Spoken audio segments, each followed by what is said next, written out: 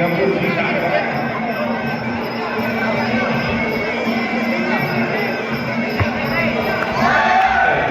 ขวาเป็นทีเด็ดบริรักษ์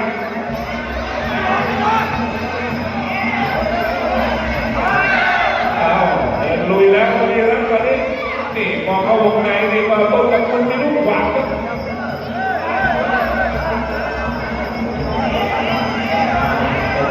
ขอบริสุทธิ์เลยนะครับตอนนี้ก็อยู่กับเสียดีแต่ว่าเป็นตะโกนเอาให้ต่อเนื่องครับเดินสายกันไปเลยครับโอ้โห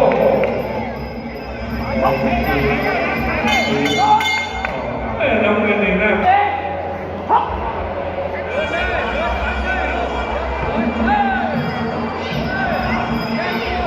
วันต่อเป็นยก4ครับคุณผู้ชมโอ้สองวันคืนครับวันนี้ครับตาส่งกับที่มูครับคู่นี้โอ้เบย์กับทีมเที่ยวแต่ตาสูงมาพวกนี้เช้าเราไปเรียบมวยกันนะมาเราตาสูงยก18ด้วยนะยก4นะตอนตะโกนแกเล็กกว่าแต่ว่าแม่ความเก่าอาวุธเดินใส่พอดีครับต่อยโอ้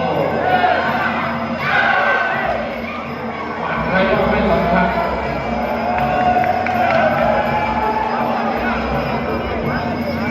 เดินตะโกนพอดีครับผู้ทำด้วยมันรักดีแล้วทำงาน ดูการขวางต่อต้นตะโกนแล้วขวางกันเต็มไปเรื่อย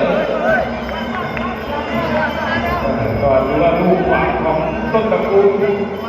สร้างปัญหาให้กับวดีแล้วดูว่าแก้ยังไงครับปัดมวยการยิงแก้เอาเราแล้ว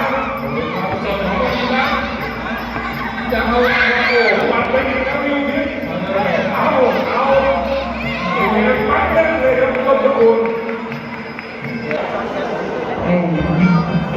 ว่าดีรักแกต้องตะโกนทั้งนั้น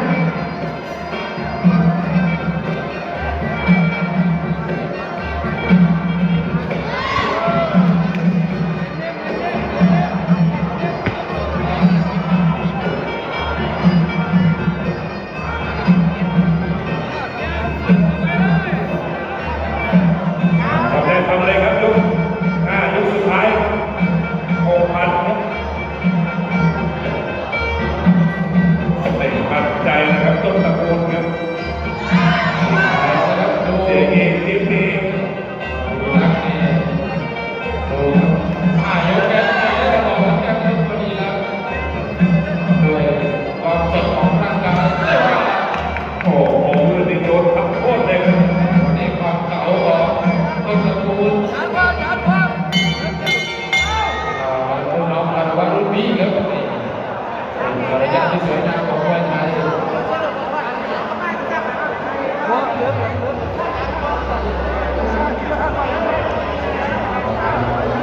ใช่ครับลงไปที่ต้นตระกูลครับเกียรติของเสด็จเจเมแต่ว่าเขาเอาอยู่ครับวันนี้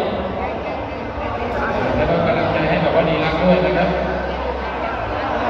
ครับผู้ต่อไปเลยครับเป็นสุวรรณสิทธิสายกับธีรพัฒน์อึ้งกุลครับมาค่ะ8,500สำหรับจักรเพชรลงกันแล้วเนาะโอเค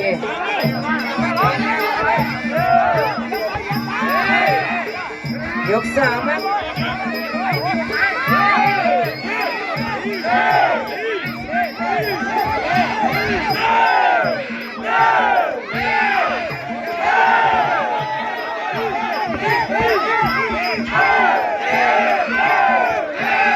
ยก3บนเวที เ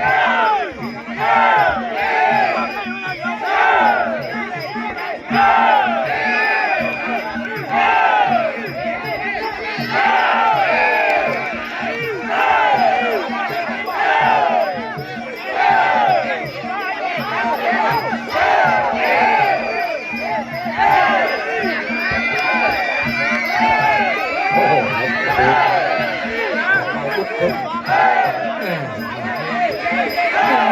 รับเป็นยนต์ความ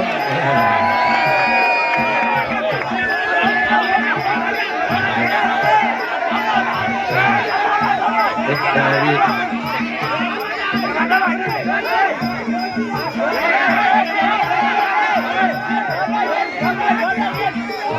เด็ก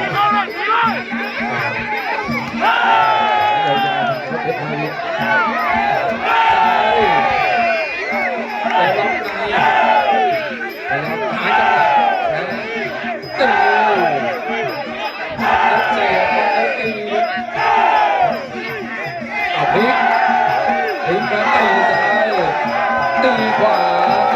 นะครับกระทำเพชรอย่างนี้นะครับกระทำเพชรนะครับ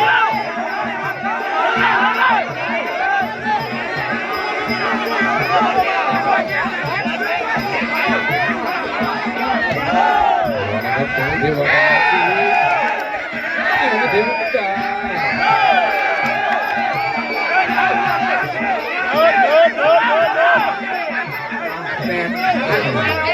600สถานการณ์เนี่ยพลิกผันตลอดนะครับพวกนี้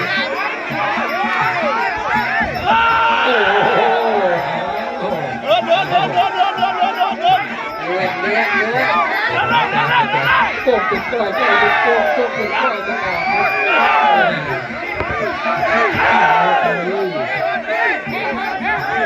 สุดท้ายอะไรจะเกิดขึ้นครับ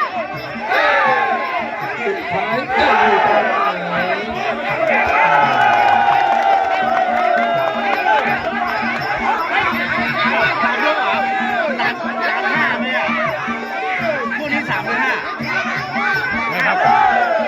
5 ยก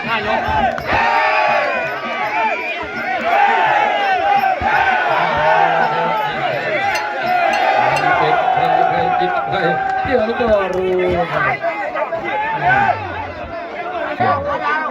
โอ้ยจะบอกว่า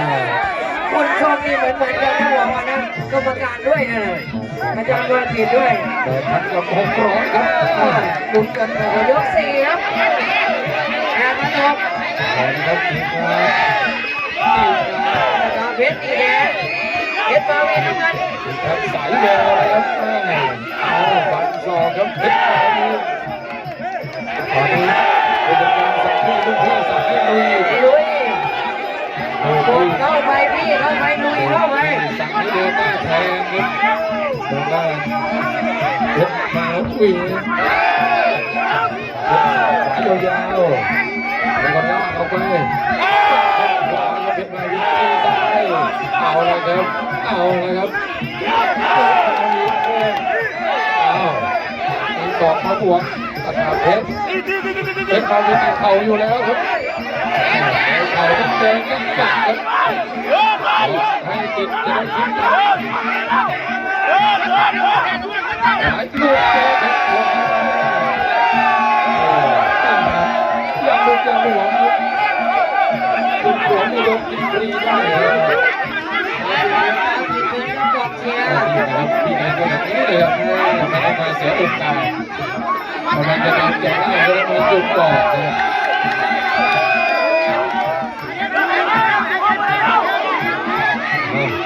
ครับผมมาวิ่งยก4ครับเอาให้เห็นตัวแพ้ตัวชนะเอาให้เห็นตัวแพ้ตัวชนะ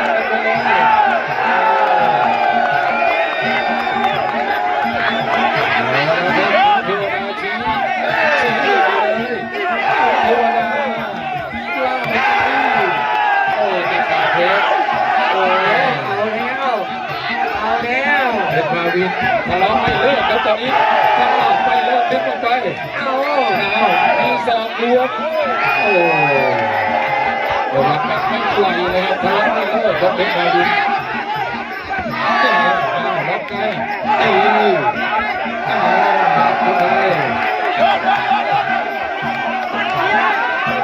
ขยับต่อครับขยับมากครับเพชรมาวินล็อกเอวไปแล้วครับ ตบตีจะมาสองก่อนก็ทางเพชรจะมาแล้วพอตีแล้วลูกหากินของเพชรมาวิน โอ้ยกสี่แปดพันหกร้อย ครับ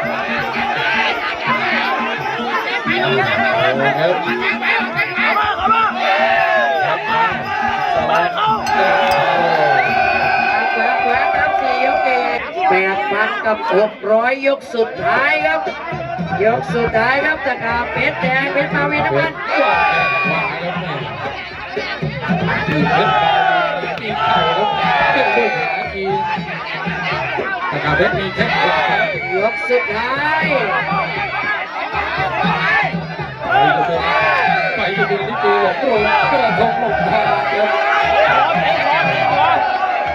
ใครจะร้องเพลงของชายามิตรชัยโอ้กว้างซองแค่โตนะครับเพชร สุดท้าย8,100เพชรมาวินกันนี้ชัดเจนครับทำได้ครับยุบ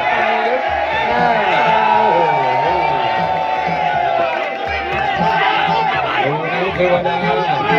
เทวดาสักดุยสักยาตะกาเพชรดูครับเป่าเพชรมาวิน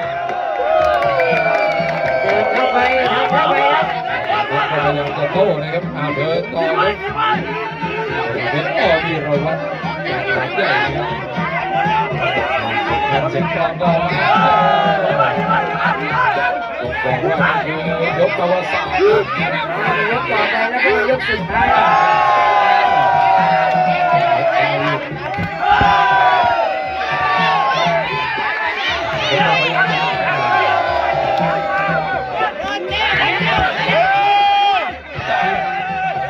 กับสองนะครับเพชร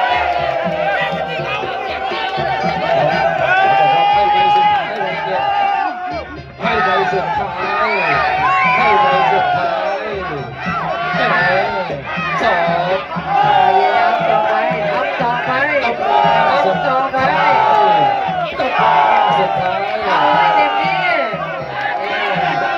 เวลาที่เหลืออยู่ แข้งซ้ายของเพชรมาวินตะกาเพชรไปต่อยไม่โดน ขอโทษขอไปกันก่อน คู่ บอล นี้ ตีจันทราบอลมาที่เทียนมาละกอ อย่าลืมว่า8,600นะครับ อิทธิพลกัญญาสายครับอิเดชสายตะโน ครับตอนสุดท้ายค กร รั รม บ การครับดาวเงินครับ มีทิปด้วยครับมีทิปด้วย อัดฉีดนั่นเอง โอ้ โอ้สะพัดเลย สงสัยเรา ให้กำลังใจตะกาเพชรนะ